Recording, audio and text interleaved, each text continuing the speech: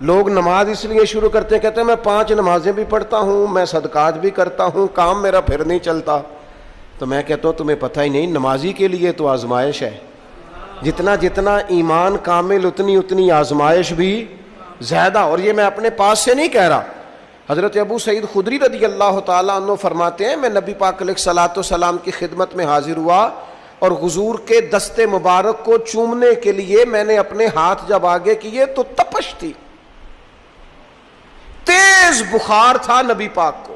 تو حضرت ابو سعید خدری رضی اللہ تعالیٰ عنہ ارشاد فرماتے ہیں کہ میں نے، یہ سنن ابن ماجہ میں موجود ہے، فرماتے میں نے عرض کیا یا رسول اللہ صلی اللہ علیہ وسلم اتنا تیز بخار؟ حضور فرمانے لگے ہم پر جو آزمائشیں آتی ہیں نا انبیاء پر، وہ عام لوگوں سے دگنا آتی ہیں۔ یہ تو لاڈلے ہیں، یہ تو محبوب ہیں اللہ کے۔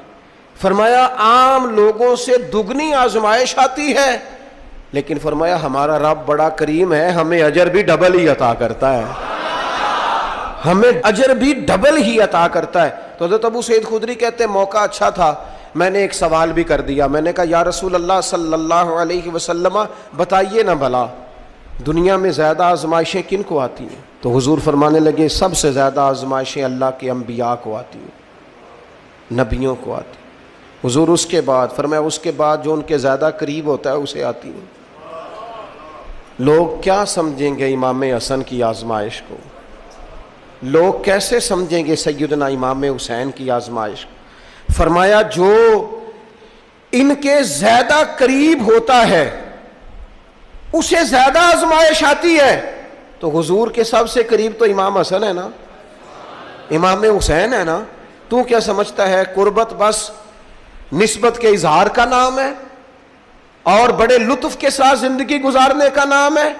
تو نبی پاک علیہ الصلوۃ والسلام نے فرمایا بات بڑی مزے کی ہے، فرمایا پھر اللہ کے بعض بندے تو ایسے ہوتے ہیں جنہیں اللہ فقر میں مبتلا کر دیتا ہے، فرمایا ان کے پاس صرف ایک چادر رہ جاتی ہے، اتنا فقر ان کے پاس آتا ہے، لیکن جو حدیث کے آخری لفظ ہے نا وہ وجد والے ہیں، وہ وجد والے ہیں، وہ سرور والے ہیں۔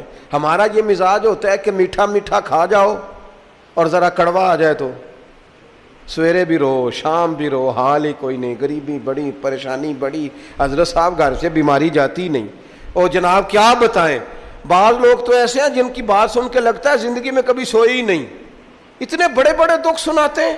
او خدا کی رحمت کا بھی تو ذکر کرنا، خدا نے جو تیرے اوپر انعامات کیے ان کا بھی تو ذکر کرنا، ان کا تذکرہ ہی نہیں کر رہا میرا بھائی۔ نبی پاک علیہ السلام نے فرمایا ان لوگوں پر دکھ آتے ہیں پر قربان ہونے کو جی چاہتا ہے ان لفظوں پر۔ حضور فرمانے لگے وہ رب کی طرف سے آنے والے دکھ پر بھی اس طرح راضی ہوتے ہیں جس طرح تم میں سے کوئی راحت ملنے پر راضی ہوتا ہے، سکون والی چیز ملنے پر جس طرح تم راضی ہوتے ہو اس طرح وہ دکھوں پر بھی راضی ہوتے ہیں۔ دکھ قبول محمد بخشا، دکھ قبول محمد بخشا، پر ایک شرط لگائی چھوٹی سی میاں صاحب نے، انہوں نے کہا 100 دفعہ قبول ہے، دکھ 100 دفعہ قبول، دکھ قبول محمد بخشا پر راضی رہن پیارے۔ یہ شرط یہ ہے کہ تو راضی رہ، تو راضی رہ، دکھ قبول محمد بخشا، راضی رہن پیارے۔ اور حضرت سلطان صاحب کہنے لگے اساں کیتی ہے جان حوالے رب دے، ایسا عشق کمایا ہے اسی مرن تو پہلو ہی مر گیا، باہو تا مطلب نو پایا ہے۔ Subscribe now Makki Madani 786